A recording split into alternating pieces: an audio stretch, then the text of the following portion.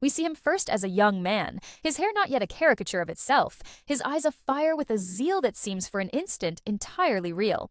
He addresses a small group, hands sweeping with the authority of one who knows he has been selected. He speaks of Abraham, of heavenly realms, of a call from God that makes him and his people different. He speaks of sacrifice, of creating a dynasty for God, of love multiplied, not divided. The words spill out like a flood of conviction. It's the vision of a patriarch, a spiritual leader, a man on a mission from God. But hold on to that picture. Observe carefully as the lines start to blur. The noise fades to a dull hum. The holy fire in his eyes dims. The man warps, stretching like thrift store plastic too close to a flame, until he disappears. In its place is another Cody, contemporary Cody. He adjusts his collar, catches a glimpse of himself in a camera lens, and ruffles his curls with a look of self-satisfaction. The zeal is gone, replaced with a politicized act. The prophet is now the product, and if you're ready to uncover the truth that's been hiding in plain sight for more than a decade, the real story behind, the rise and spectacular fall of the Brown family, then stay with me.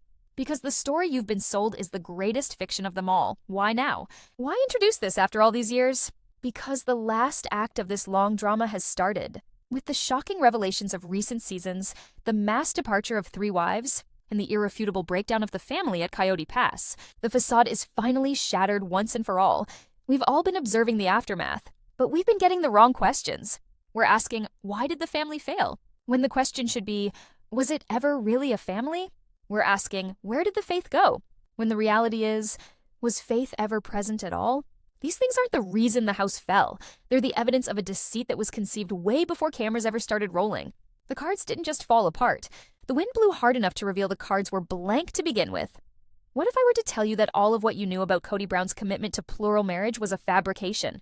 A fabrication so fundamental, so comprehensive, that it deceived a television network, millions of viewers, and worst of all, the women and children who constructed their lives upon it? This probe posits that Cody Brown was never a man of faith. He wasn't a patriarch ordained by God.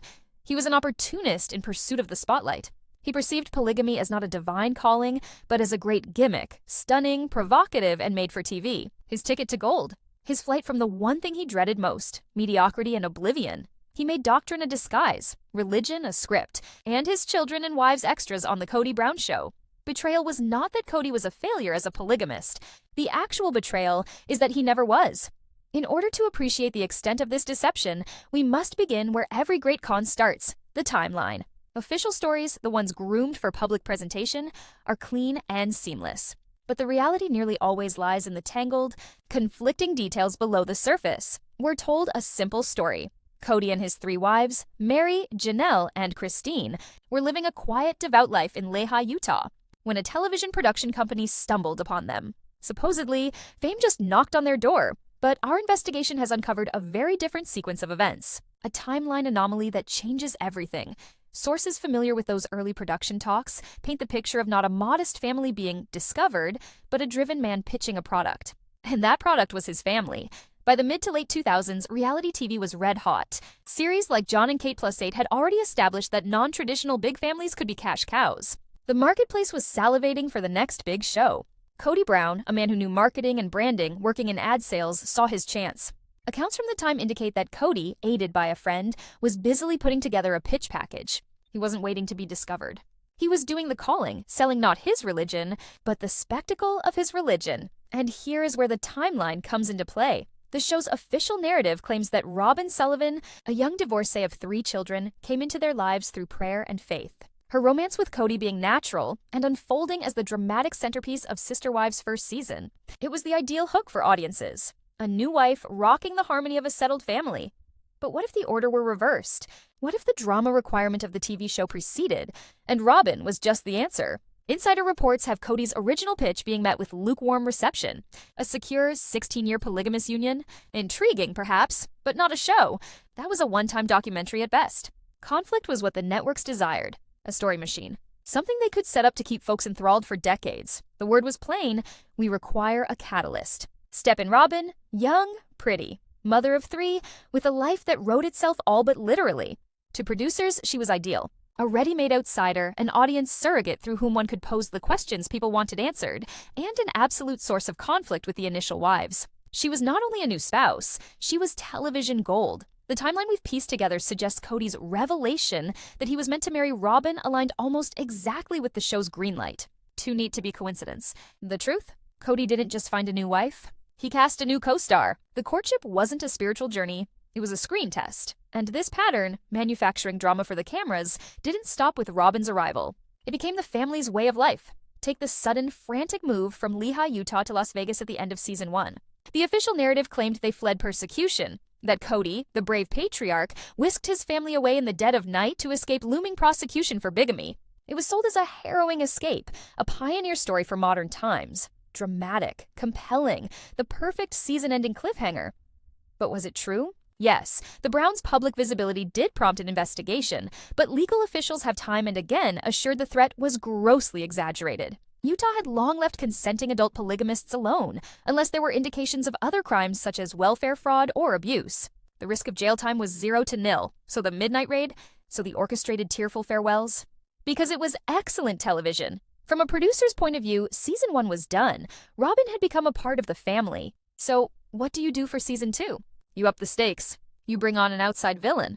You develop a family-on-the-run premise. In fact, accounts from production personnel indicate the Vegas relocation had been planned for months, and scouting had already been in progress a long time before the alleged emergency relocation decision to escape.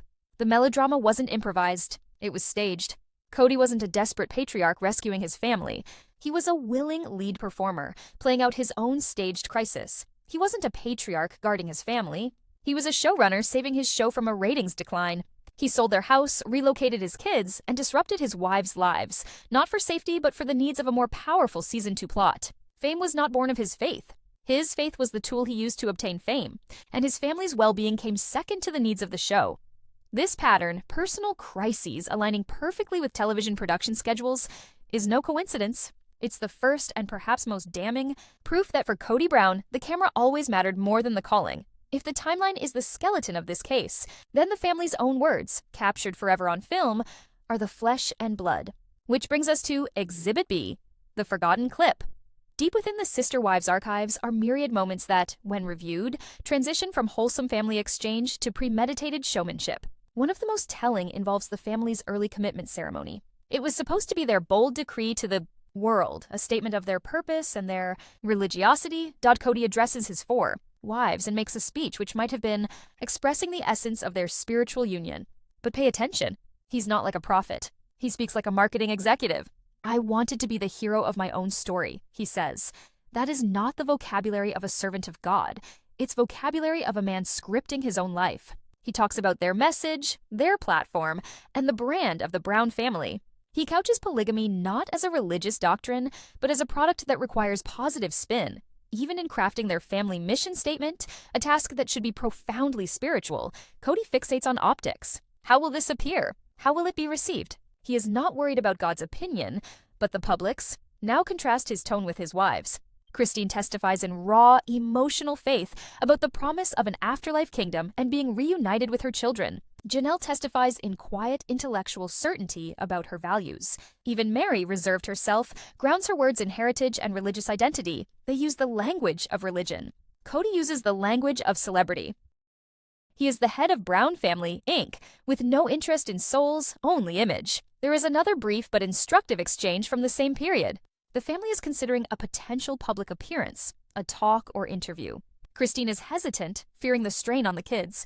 A reasonable motherly concern. Observe Cody's response. Anger crosses his face. His reaction isn't that of a doting husband balancing the risks. It's the reaction of a manager handling difficult talent. He brushes aside her anxiety and insists on getting their message out and seizing the opportunity. The subtext is unmistakable. The show goes on. His family's emotional needs were always secondary to celebrity demands. As the seasons go on, that distance becomes a gulf. When my sister wife's closet starts to fall apart, Cody's aggravation isn't so much about money. It's about the brand. He never imagined the business as a means to support his family. He envisioned it as an offshoot of the show, an opportunity to ride their fame and create a lifestyle brand like the Kardashians or the Gaines. When it didn't work, he interpreted it as a rejection of him personally. His furious tirades against the wives not being committed enough were never about business strategy. They were about performance. They weren't doing their roles, they weren't selling the brand, and in Cody's mind, they were disappointing him, the brand's creator. These aren't lost clips. They're a confession in plain sight. Those moments when the actor forgets his lines and the true man comes through. The fame-obsessed man. They confirm that the family was never the goal. The family was always the means. If Cody's testimony is his confession, then his behavior is the evidence. Which brings us to Exhibit C. Here, we become our own body language experts because Cody's nonverbal cues tell us more than his well-crafted words. Go back to Season 1. Observe him in the Leahy house with Mary, Janelle, and Christine. He's invested, at ease, physically present. He moves between them so easily. An affectionate touch there, leaning in to hear. His body is open. His enthusiasm in those early days, while always a tad manic, was at least spread around. He was playing the part of the hub patriarch, the genial family head at the center of the wheel. His grins, while occasionally forced for the benefit of the cameras, still made it into his eyes. He was making an effort, acting like a man smitten with 3 wives and about to take on a 4th. Fast forward to any scene from the past 5 years with Mary or Christine. The change is not only visible, it's jarring. The open, interactive man is gone, a stiff, defensive presence in his place. When Mary attempts a serious conversation, his arms cross over his chest, a textbook blocking position. His body turns away from her, as if unconsciously taking up space. He refuses to look at her, glancing up at the ceiling, the floor, even the producers off camera, anywhere but at the woman to whom he feels spiritually tied. His jaw clenches, his neck tenses, his face hardens into contempt. This isn't the posture of a man wrestling with marital struggles. It's the posture of a man repulsed by his scene partner. He has dropped the act because the role of Mary's loving husband no longer fits the plot he wants to tell. The most infamous example, of course, is the knife in the kidneys confrontation with Christine. In a moment of unvarnished vulnerability, she confesses she can't live in a marriage that is not intimate. It's a cry from the heart, observed Cody. Rather than leaning forward with understanding, he leans back and makes distance between them. His eyes turn cold. When he accuses her of infidelity, his hands don't flap in anger. They clench into fists. It's not sorrow, it's hostility. His sneering declaration, "I'm the one who's being betrayed," is delivered like a man defending his authority. Not a husband mourning his marriage. His body says what his words can't hide. He isn't heartbroken. He's enraged. Not at the loss of a celestial wife, but at the departure of a key cast member. Christine isn't quitting him. She's quitting the show, and that is the betrayal he cannot forgive. Now compare that to his posture with Robin. Night and day different. With her, the tension relaxes from his shoulders. He leans forward. He maintains steady, soft eye contact. His hands, so frequently clenched around the other wives, are open, gentle, endlessly reaching for her arm, her hand, her back. He reflects her posture, a subconscious indicator of profound rapport. When he hears her cry, his face is filled with seeming concern. He is there. He is attentive. The easy explanation is that he's infatuated with Robin in a manner that he isn't with the others. But our hypothesis proposes something more premeditated. His body cues with Robin are not merely those of an in-love man, those of an actor comfortable with his co-star. She gets the assignment. She remains on script. She plays backup on his story, confirms his hero edit, and helps bear the new core plot, their love affair. His casual, tender pose is not evidence of romance. It's relief at a performer finally in a scene with an actor who won't ad-lib. The drastic contrast in his nonverbal signals doesn't map his emotions. It maps obedience, who would play along and who wouldn't. And so we come to Exhibit D, the digital breadcrumbs. Prior to cameo shoutouts and Instagram reels, the Browns attempted to construct their empire online. The leftovers, old blogs, and the long-extinct My Sister Wife's Closet website speak volumes. Read the About Us page or the company mission statement, and you won't see words regarding faith, family heritage, or spiritual principles. What you'll see, rather, is unadulterated branding speak. One entry, attributed to Cody but refined as PR writing, never mentions belief. Rather, it speaks of leveraging our special platform to inspire and curating a lifestyle brand that showcases our family's progressive ethos. Visionary about what? Not religion, not heritage, business, celebrity, even the title, My Sister Wife's Closet, is more akin to a boutique label conceived on a marketing, brainstorming session than a holy family enterprise, My Sister Wife's Closet was never conceived out of faith or family. It was conceived out of branding. Memorable, somewhat provocative, marketable. It was reality TV packaging to the core. And yet, it was also a magnet for bitter disagreement. Christine detested it. It was cheesy, a parody of something holy, she complained, but her objections were overruled. Why? Because Cody believed it was genius. It was SEO friendly, hashtag friendly, tightly anchored to the show. Her spiritual unease did not count. What counted was marketability. It was never a family dream business. It was Cody and Robin's merchandise line off the show. The other wives weren't business partners. They were unpaid brand ambassadors. The online crumbs go far beyond the site. Dedicated followers recall Cody's Twitter infancy. Some tweets since deleted, but still remembered. He is said to have argued with the fans regarding Nielsen ratings, complained about his edit, and cared less about the souls of his fans than about the demographics of his viewers. One of the rumors, which widely circulated, is of a since-deleted tweet in which Cody is said to have complained that a significant family milestone, a graduation, even a birth, was being dumped in a terrible TV time slot. Consider that a hallowed family moment boiled down to a programming gripe. To him, it wasn't life. It was content. And then there are the virtual Freudian slips, the likes that gave away his priorities. Screenshots of Robin's early Pinterest boards, before they were cleaned up, revealed pins on branding yourself and making reality TV stardom a career that endures. Cody's own follows and likes leaned not towards scripture or spiritual leaders, but reality TV show producers, marketing experts, and C-list celebrities who had traded in their 15 minutes. These are not the ways of a man with a divine mission. These are the gestures of a man reading the Kardashian playbook, not wanting to be left behind. Each post, each like, each vanished tweet, clues pointing not to the temple, but directly to the Hollywood sign. Any foolproof case needs to consider the counter-argument, and the Browns have one prepared. Their official narrative is straightforward. This wasn't about fame.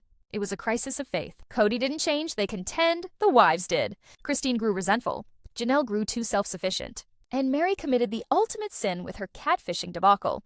Cody, in their telling, was simply a man trying his best to keep together a challenging way of life, only to be left by women who no longer wanted the principle. The failed jewelry venture? Bad business. The Flagstaff relocation and the Coyote Pass catastrophe? A good but futile effort at family harmony. It's a neat, tidy story. It even makes Cody the victim, but it falls apart on one unassailable fact: the hypocrisy of Cody. If this were really a tale of faith lost, his reaction to his wife's tribulations would have been sorrow, compassion, prayer. A real patriarch would go to scripture, to counseling, to God. But instead, when Christine exposed her heart, he replied in anger. He denied them intimacy not as spiritual discipline, but as revenge. He took their faith and turned it into a weapon on them, saying to Christine essentially, "Your love-worth hangs on your obedience, on your ability to smile and perform your role. That's not the behavior of a shepherd. That's the behavior of a tyrant, and his hypocrisy goes deeper than that." Cody taught sacrifice, oneness, selflessness, for all except himself and Robin. When Janelle proposed pooled money to purchase Christine's home, a good solution for the family, Cody said no. Why? Because it didn't serve his and Robin's agenda to acquire their own $1 million mansion. He insisted the wives disperse into rentals while he and Robin remained comfortable. He taught unity, but lived favoritism. This is why the crisis of faith story is a fabrication. The wives didn't lose faith in the principle, and the family didn't implode because of it. They imploded because they lost faith in him. They realized the rules were stacked, the game rigged, and that they never had any chance to be equal partners in a heavenly covenant.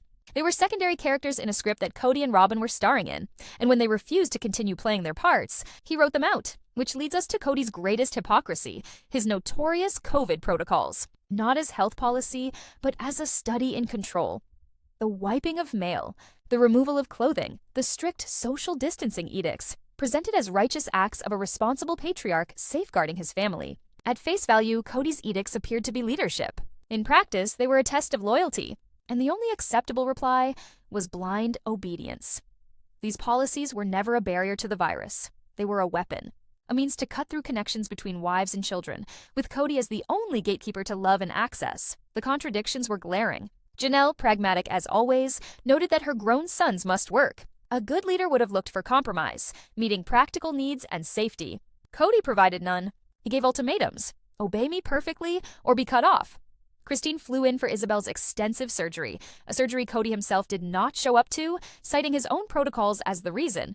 Christine quarantined, tested, and took every precaution, but still came home tainted as unclean, unworthy of his touch.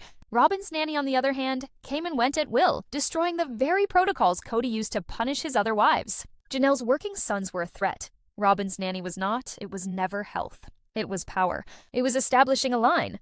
Robin and her children stood with him in his bubble, making him king. Christine and Janelle, by being brave enough to live in reality and have lives beyond his jurisdiction, failed the test. Cody's rage was not anger of a worried father. It was that of a dictator realizing that certain subjects were no longer so eager to bow. The pandemic wasn't the time his mask slipped. it was the time he ripped it off himself, exposing the petty tyrant that had always lain beneath the facade of Patriarch. This wasn't a family dealing with an international crisis. This was a cult leader testing his authority. And when some wouldn't drink the Kool-Aid, his kingdom started to fall. The verdict is evident. Cody Brown is no failed patriarch. That implies he once attempted in good faith. The evidence indicates otherwise. He must be evaluated as a failed performer. For over a decade, he studied the lines, donned the costume, and performed convincingly. In the beginning, he played the part with gusto, the debonair, clumsy, flustered, but loving husband. The payoff was exhilarating. He had avoided hawking billboards in Wyoming. He had a television show. He had fame. He was in his own description the hero of his own life. And at last, he had a viewing audience. But fame and not faith was his deity. The cameras, the adoration, the attention. That was his kingdom of heaven. And when the challenges of polygamy overrode the advantage of fame, he abandoned the pretense. A devout believer perceives adversity as a test from God. Cody had only negative reviews, obstinate co-stars, and a script that was too difficult to sell. Once the wives discovered their own voices, their own storylines, their own fan bases, he lost interest, and the performance imploded. They were finished being props in the Cody Brown show. Christine craved a genuine marriage, not an acting gig. Janelle craved respect and autonomy, not a patriarchal tyrant. Mary craved validation after spending years marginalized as an extra-posing glorified wife. The labor of performing polygamist patriarch, the emotional work, the ongoing negotiation, the financial stress, no longer was worth the celebrity paycheck. And so the actor walked away. What we've seen the past few seasons isn't a man losing his faith. It's an actor breaking character. The Cody we're seeing now, seething with anger, bitter, perpetually outraged, isn't a fallen prophet. This is the true Cody Brown. The empty, fame-seeking man who was always there behind the facade. His anger at his wives isn't righteous indignation. It's the anger of a lead actor taken aback when his fellow actors had the nerve to walk away. He accuses them of being disloyal, not to God, but to him, to the brand, to the show. His incessant gaslighting of Mary, his revisionist history about never loving Christine, his efforts to rewrite history with Janelle, these are not the behaviors of a spiritual leader. They are the pathetic improvisations of an actor struggling to win back the hero edit he is convinced the cameras once awarded him. In this big soap opera of deception, Robin was not just the favorite wife. She was the greatest actress. From day one, she knew this wasn't a family. It was a TV show. With her small acting experience and exposure in the media, she was more production-oriented than the other wives. She didn't merely become a wife. She became a cast member. She was Cody's co-star, his co-producer, and his biggest fan. While Christine, Janelle, and Mary struggled to create an actual family, Cody and Robin fabricated a romance. Robin cried on demand, spoke in terms of destiny and soulmates, and played the role of Cody's ideal partner with Oscar-worthy sincerity. Their wedding was not merely a wedding. It was a spin-off. The other wives were redundant characters, crumpled throwaways from a narrative Cody sought to televise. Even his fantasy of a single giant house on Coyote Pass wasn't about unity. It was about control. One giant soundstage from which no wife could flee, no child could engineer a subplot outside his directorial eye. When the wives said no, they were not just refusing a set of blueprints. They were refusing him as showrunner. And that was inexcusable. The downfall of the Brown clan wasn't a tragedy of lost faith. It was a creative conflict. And in the end, 3 of Hollywood's top actresses stormed off the set and left the aging actor all alone with his chosen co-star, bewildered why the people don't cheer anymore. The evidence for his performance is all around, most of all in what he says. Cody doesn't talk about his family in the language of love, fidelity, or forever commitments. He talks of economics, resources, liabilities. He complained that Christine's basement wife mentality made him sad, as if her joy was there to be his. He instructed Mary to court him again, turning their marriage into a game, not a covenant, and his most frequent line, spoken like a broken record, "I did everything I could." It's the plaint of a man who feels he played by the book, made all his cues, gave the performance, and still did not receive his standing ovation. Cody never realized that real patriarchy, as described in his religion, involved sacrifice, patience, and Christ-like love. He only ever learned the facade performance, authority, obedience, control. What he created was not a family, but a set, a cardboard heaven world cobbled together by wishful thinking. And the second a real storm came along, it came crashing down. He was never a patriarch. He was a man in a patriarch costume. And when the costume became too hot, too heavy, too confining, he shed it, showing the small, selfish man beneath. Cody Brown did not lose his family. He was let go from the role he was never trained to do. This final verdict Cody as a failed actor is also the only lens through which the Flagstaff debacle makes sense. The switch from a perfectly good cul-de-sac in Las Vegas to the desolate, high-priced wasteland of Coyote Pass doesn't make sense economically, spiritually, or even logistically. But it makes perfect sense as a reality TV narrative. Vegas had become stagnant. The family was secure, the soap opera tedious. The producers craved a shakeup, a change of scenery, a new conflict, a plot to ensure years of arguing over money, boundaries, and blueprints for the house.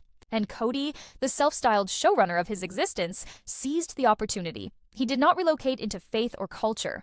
He relocated them into ratings. He peddled his wives and children the promise of a forever home, but Coyote Pass was merely a new set. He tore up teenagers, torpedoed budgets, and pushed his wives into horrid rentals. All for a plot. The evidence? Years have passed, and not a single shovel has touched the ground. Coyote Pass was never intended to build houses. Its sole mission was drama, and on that count, it succeeded, even as it tore apart the family it was supposed to bring together.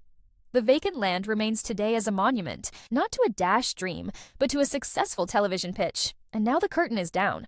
The original production lies in shambles, the stage strewn with wreckage. Cody, the would-be actor, is stuck in a role he can't leave. The bad guy. He and Robin, formerly set up as the star-crossed soulmate couple, are reduced to their monogamous bubble. But without polygamy, there's no inherent conflict. Without the other wives, there's no tension. What's left? A middle-aged couple and their wife, living in a big house with more debt. That's not great television. That's a warning story. And their worst fear is not judgment from God. It's the Nielsen box. In the meantime, the wives who walked off the show have gotten what Cody always wanted. Genuine adoration. Christine, Janelle, and even Mary are doing fantastically. They've become protagonists of their own tales, stars of stories constructed on freedom, strength, and rebirth. And the fans follow them. Their social media followings overwhelm Cody and Robin's. They're making money futures, creating actual happiness, and penning spin-offs more popular than the show ever was. That is Cody's final failure as a showrunner. He lost control of his actors, and the irony of it all, by holding on to fame he became notorious, while the women he sought to quiet became truly powerful just by being themselves. The future of Sister Wives, such as it will be, no longer belongs to Cody. It belongs to the women. And that, above debt, above divorce, above sagging ratings, is the verdict that hurts the most. The show must continue. But Cody Brown is no longer the center. So what do you guys think? Does this theory finally tie up every contradiction, every hypocritical step of the past decade? Was Cody Brown a prophet or an actor? A patriarch or merely a producer in disguise? Leave your clues, your evidence, and your theories in the comments below. And let's wrap up this investigation once and for all.